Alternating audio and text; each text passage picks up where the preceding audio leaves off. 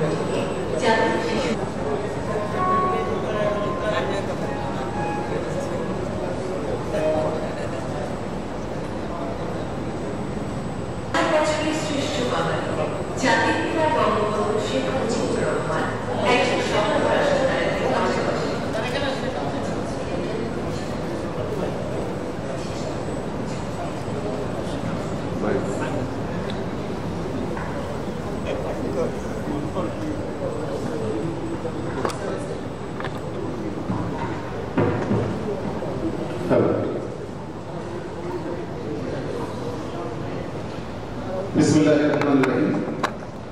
সম্মানিত chairman rava, major general Alauddin Mohammad Abdul Wadud এবং উপস্থিত সুধীবৃন্দ, আসসালামু আলাইকুম এবং শুভ সকাল।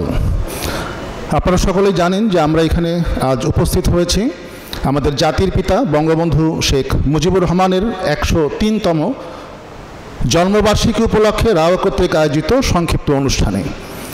আমাদের অনুষ্ঠানের শুরুতেই থাকবে জাতির পিতার বর্ণাঢ্য জীবনালাখ্যের উপর সংক্ষিপ্ত আলোচনা করবেন রাওয়ার সম্মানিত vice chairman army major general Kamruzzaman. তারপরেই আসবেন সম্মানিত chairman rava major general Alauddin Mohammad Abdul Wadud. তারপরে রয়েছে জাতির পিতার জন্মদিন পালন উপলক্ষে বিশেষ কেক কাটা এবং তারপরে রাওয়া মসজিদের ইমাম কর্তৃক বিশেষ দোয়া মাহফিল এবং সবশেষে এতিমদের মাঝে খাদ্য বিতরণ। আমি এখন অনুষ্ঠানের শুরুতেই জাতির পিতার বর্ণাঢ্য জীবনালাখ্যের উপর সংক্ষিপ্ত আলোচনার জন্য সম্মানিত ভাইস চেয়ারম্যান আর্মি রাওয়া মেজর জেনারেল কামরুজ্জামানকে বিনীতভাবে অনুরোধ জানাচ্ছি। সুধীবৃন্দ, মেজর জেনারেল কামরুজ্জামান, ধন্যবাদ।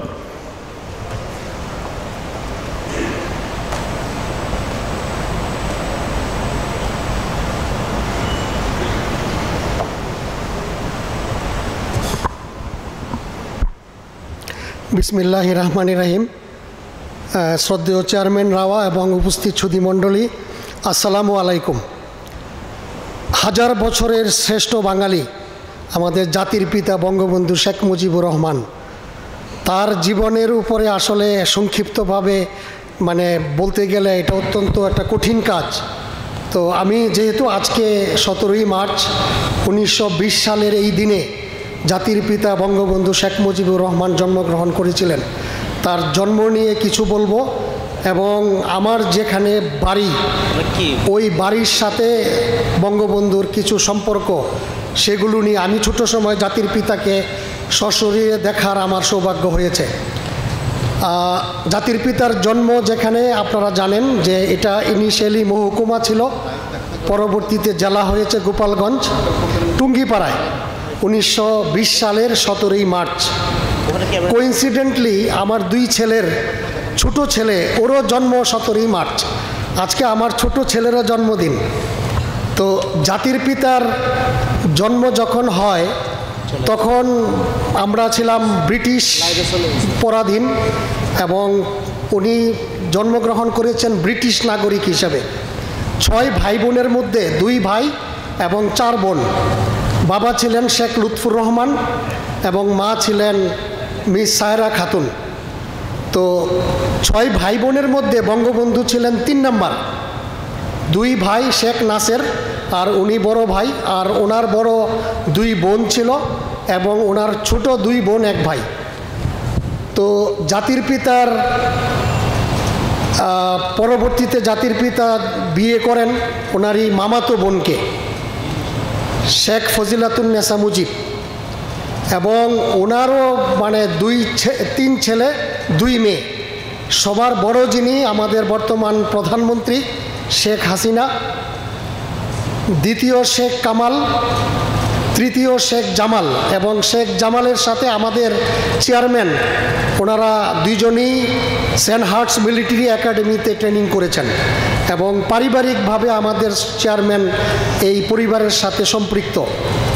এবং শেখ জামালের পরে শেখ রেহানা এবং সর্বশেষে শেখ রাসেল। তো আমার এলাকার সাথে ওনার কি সম্পর্ক? আমার বাড়ি ব্রাহ্মণবাড়িয়া জেলার নবীনগর থানায়।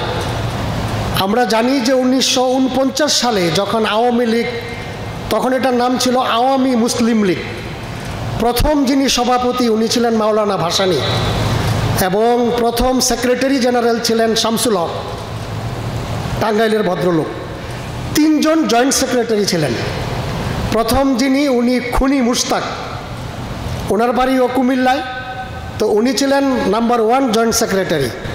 নাম্বার 2 জয়েন্ট সেক্রেটারি আমার নবীনগরের, ওনার নাম ছিল একে রফিকুল হোসেন খায়ের মিয়া। এবং এই 2 জন আবার বঙ্গবন্ধু এবং খায়ের মিয়া রফিকুল হোসেন ওনারা কলকাতা ইসলামিয়া কলেজের ছাত্র ছিলেন, যে ইসলামিয়া কলেজ বর্তমানে আজাদ ইউনিভার্সিটি ভারতে। ওই কলকাতার সেই ইসলামিয়া কলেজে আমাদের রফিকুল হক এবং বঙ্গবন্ধু দুইজনই ক্লাসমেট ছিলেন। এবং রফিকুল হকের পরে 3 নম্বরে যার নাম উনি হলেন Bangabandhu Sheikh Mujibur Rahman, one of the 3 joint secretaries.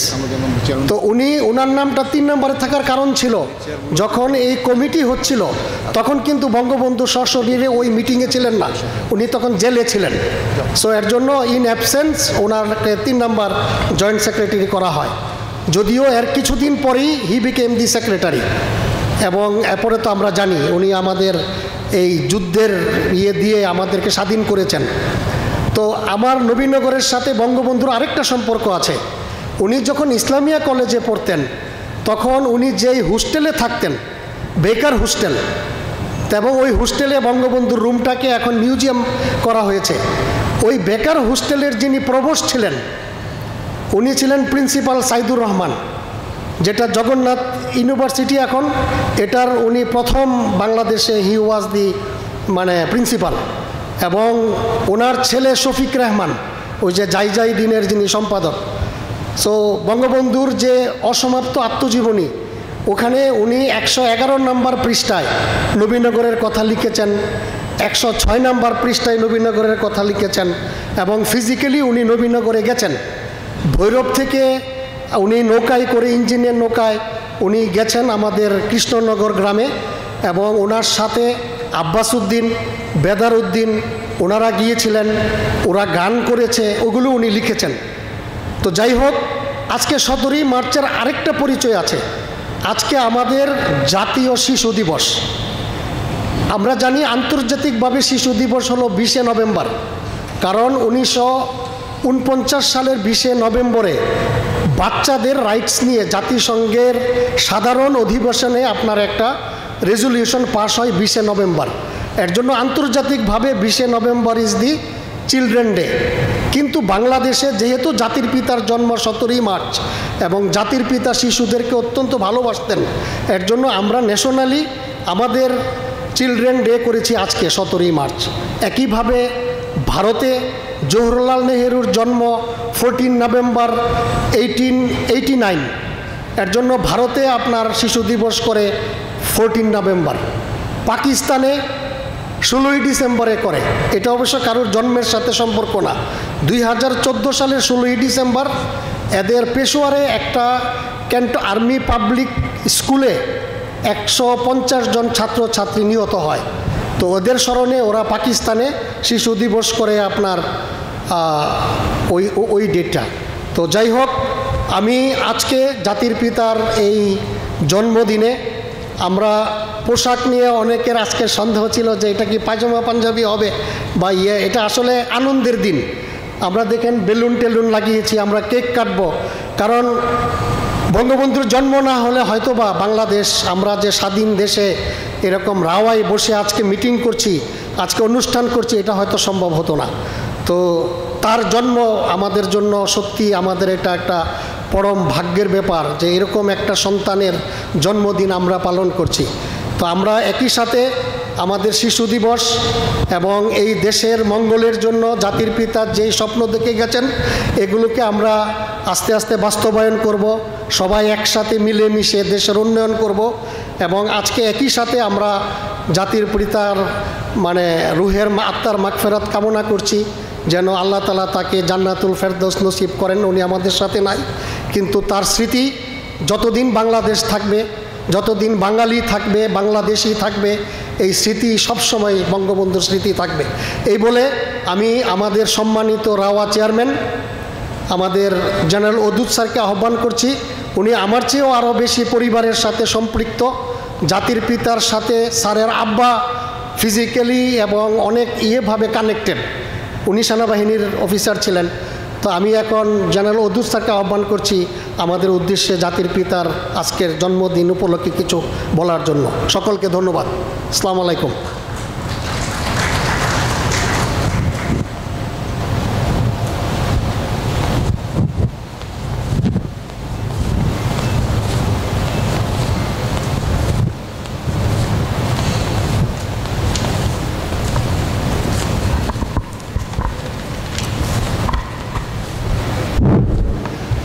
बिस्मिल्लाह। বিসমিল্লাহির রহমানির রহিম।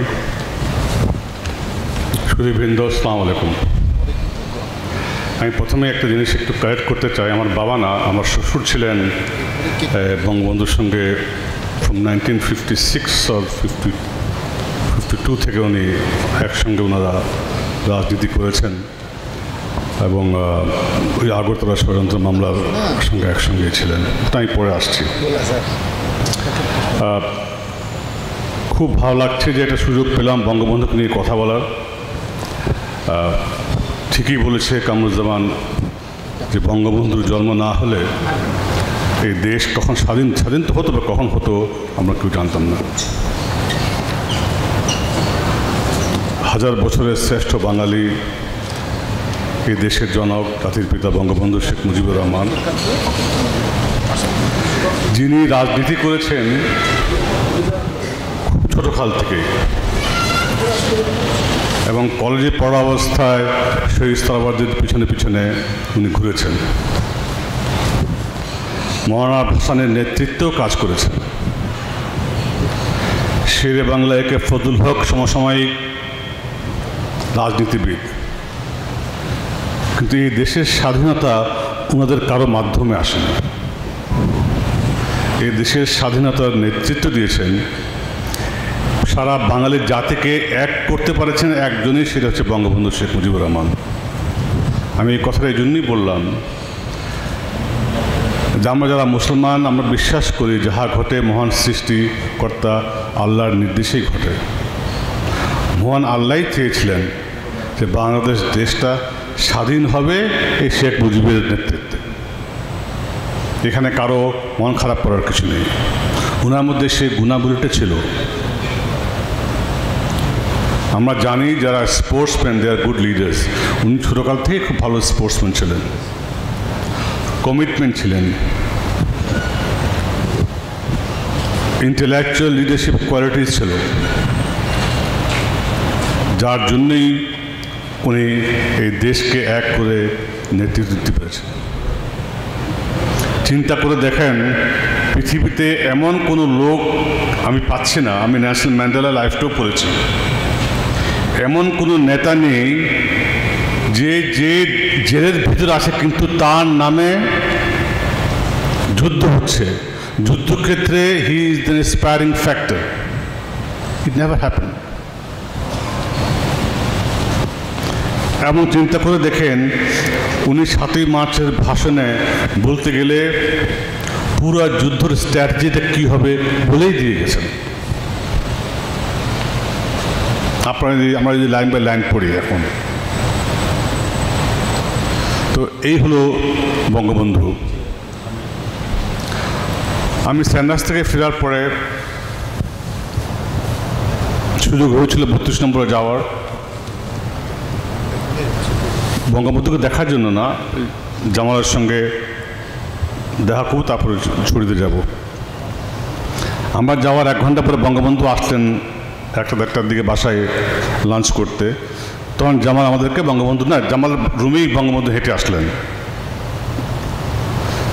তো আমরা সালাম করলাম, মাথায় হাত বুলায় বলল, আমার মনে আছে দেশকে ভালোবাসিস। শুধু এই কথাই বললো, আর কিছু বলো নাই। তাই হাত বলে অন্য কথাবার্তা চলে গেল। এই যে ওনার মুখ থেকে কথাটাই যে দেশকে ভালোবাসিস। এই দেশকে অতি ভালোবাসা, দেশের লোককে অতি বিশ্বাস করাই হয়তো তার একটা মৃত্যুর কারণ। উনি কখনো ভাবতে পারেননি যে বাঙালি কখনো তার বিরুদ্ধে কিছু করবে। এই হলো বঙ্গবন্ধু। আমরা সবাই স্বপ্ন দেখি, আমি বড় হয়ে এই হব, বড় হয়ে এটা করবো, এই জিনিসটা করবো। তো স্বপ্ন এক জিনিস, সেটাকে বাস্তবায়ন করা আরেক জিনিস। বঙ্গবন্ধু সেই অনেক আগের থেকেই তার স্বপ্ন ছিল, উনি বুঝতে পেরেছিলেন।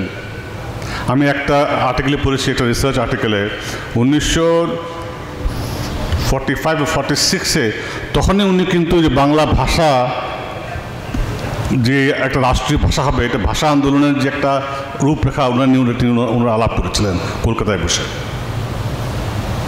উনি স্বপ্ন দেখলেন যে এটা একটা বাঙালিরা একটা আলাদা রাষ্ট্র করবে, এবং সেই স্বপ্নটাকে উনি পূরণ করে দিয়ে গেছেন। আমি ওনার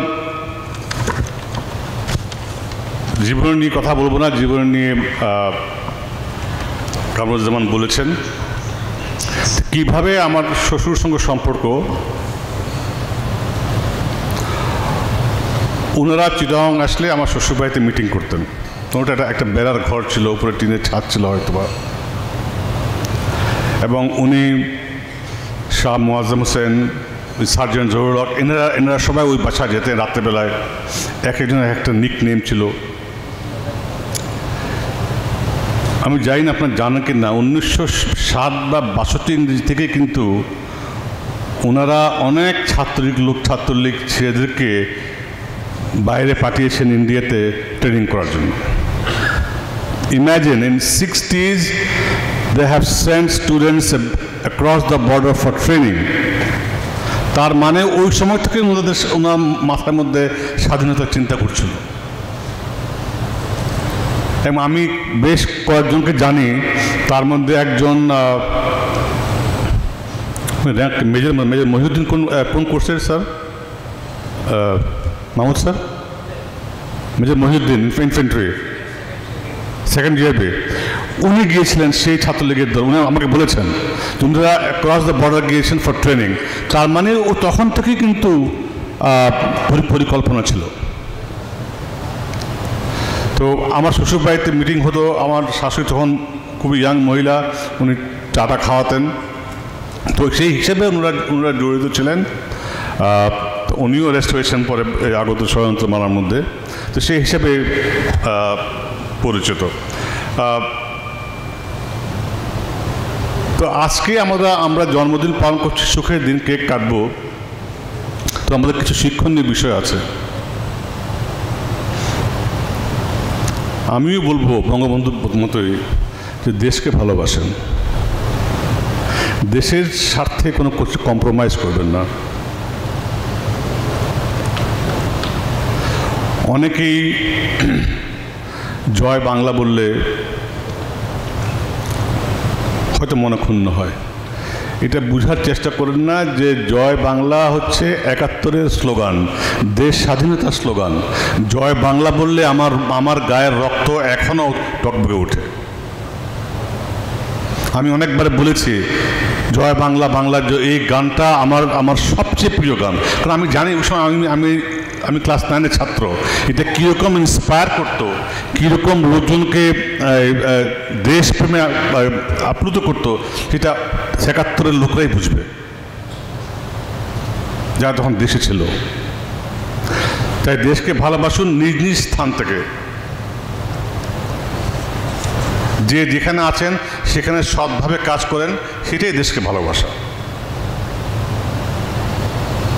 আমি রাওয়ার চেয়ারম্যান আছি, ইনশাল্লাহ আর কয়েক মাস তারপর হয়তো অন্য কেউ আসবে।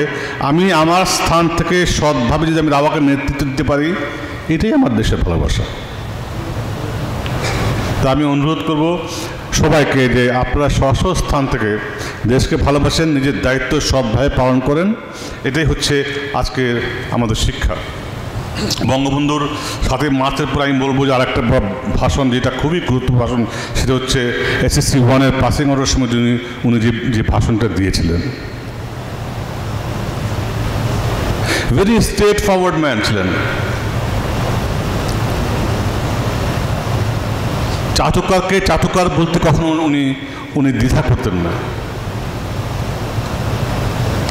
আমি যে বইয়ের রেফারেন্সটা দিয়েছেন কামরুজ্জামান, ওখানেও আমি পড়েছি। উনি ছাত্র অবস্থায় শহীদ সরওয়ার্দীর সিদ্ধান্তের উপরে উনি প্রশ্ন তুলতেন যে না, আপনি এটা ভুল সিদ্ধান্ত নিচ্ছেন, এটা করতে পারবেন না। চাটুকাররা কখনো এটা করে না। চাটুকাররা মাথা নিচে করে জি হুজুর জি হুজুর জি হুজুর করে যায়। এগুলোও একটা শিক্ষণীয় বিষয়। বঙ্গবন্ধুর জীবনী পড়লে আমরা দেখতে পারবো। আমরা আজকে ওনার আত্মার মাগফিরাত কামনা করছি। আল্লাহ ওনাকে বেহেশত নসিব করুক। ওনার জীবনী থেকে আমরা শিক্ষা নেই, এটাই আমি আশা করি। এখানে আমি আমার বক্তব্য শেষ করছি। জয় বাংলা, জয় বঙ্গবন্ধু, বাংলাদেশ চিরজীবী হোক। ধন্যবাদ স্যার। এবার আজকের জাতির পিতা বঙ্গবন্ধু শেখ মুজিবুর রহমানের জন্মবার্ষিকী আরও বর্ণাঢ্যময় করতে রাওয়ার পক্ষ থেকে কেক কাটা হবে। আমি কেক কাটার জন্য সম্মানিত চেয়ারম্যান রাওয়া এবং কার্যনির্বাহী পর্ষদের সম্মানিত সদস্যবৃন্দ এবং জ্যেষ্ঠ রাওয়ার সদস্যদের বিনীতভাবে অনুরোধ জানাচ্ছি। ধন্যবাদ।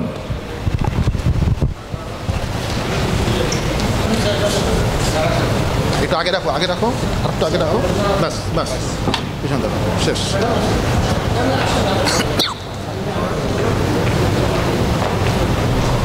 স্যার পিছনে স্যার।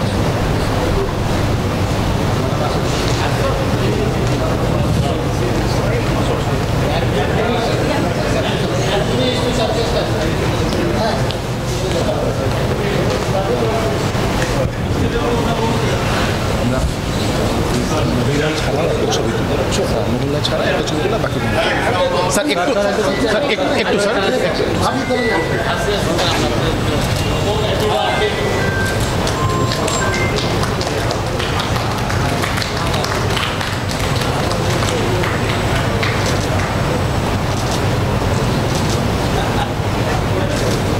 স্যার থাক স্যার, থাক স্যার। আর যারা যারা একটু হাত লাগাতে চায় ওরাও একটু sir, thank you sir.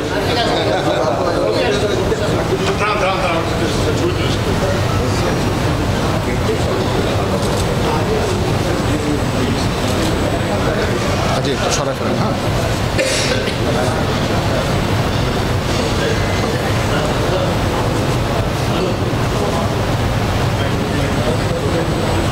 Sir, thank you very much sir, ধন্যবাদ।